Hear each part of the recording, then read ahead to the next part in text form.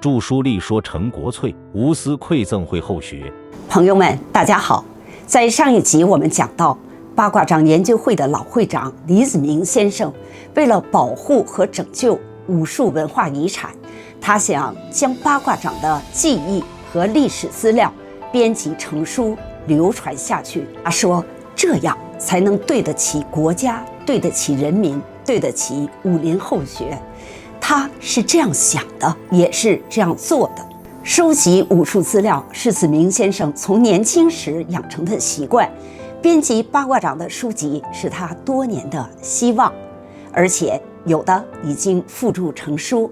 您看，这些是没有提过字的，还有这些是他送给后学和朋友提过字的，都是出自他本人之手。现在存世的由他编著的八卦掌的书籍一共有20几种。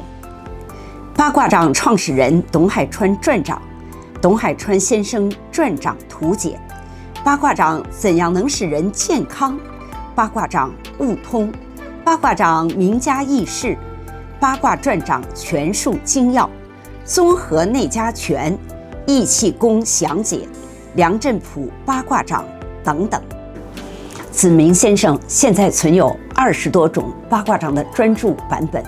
可贵的是，他不仅呕心沥血的编著出版，还将这些珍贵的武术资料无偿地赠予后学同道和研究者。现在八卦掌博物馆就存有多本子明先生提过字的八卦掌专著，这些都是持有者无偿地捐赠给我们的。八卦掌气功健身术是送给姻亲著名书画家娄师白先生的，八卦掌名家轶事和综合内家拳是送给贤生著名书画家娄树德先生的。这本梁振甫八卦掌和义气功详解是送给骨科专家王法利大夫的。董海川八卦掌是送给连良同学的，梁振甫八卦掌是送给后学马师胜的。20世纪70、80年代要编辑这些书籍是非常不容易的。据子明先生的小女儿回忆，那个时候老会长全身心地投入八卦掌研究会的工作，还要编辑这些书籍，睡得很晚，但是躺下后想起什么，马上披起衣服下地继续伏案经书。我们探亲回家，看到柜子顶上还有床底下都是他的手稿，还有那些印刷好没装订及装订好的书籍，他把这些宝贵的资料都无偿地送给需要的人。中国武协原秘书长康歌武先生20多年前这样回忆道：读研究生的时候，决定这个研究的课题是八卦掌研究之研究，这个课题是要用相当多的资料的。我第一个去找的是李子明先生，去了以后跟他讲完我的来意以后，他马上掀开座柜，打开柜子，上百本的资料在那里放着，他当时一股脑都要拿过来让我去研究。我写的这么东西了，留在这个下边啊，一代传下后人，把这个八卦掌这保持下去，这我是平生的愿望。当年子明先生看到年轻有为的学子来研究八卦掌，从心底里高兴。他说，终于有人来研究八卦掌了，所以倾囊相赠。2025年10月19日，康歌武先生在一次讲话中又提到此事。我当时是读书学习，所以到这儿请教。李子明先生打开他的柜子，说你都可以拿。我当然不能拿，我每次来借3本，看完3本又回放回来。